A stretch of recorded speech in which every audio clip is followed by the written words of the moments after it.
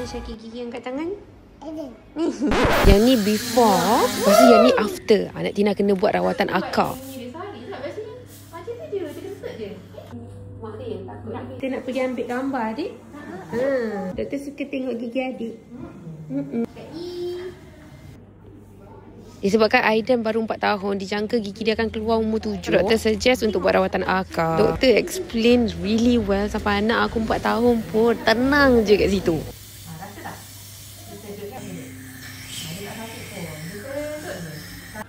Dah goyang?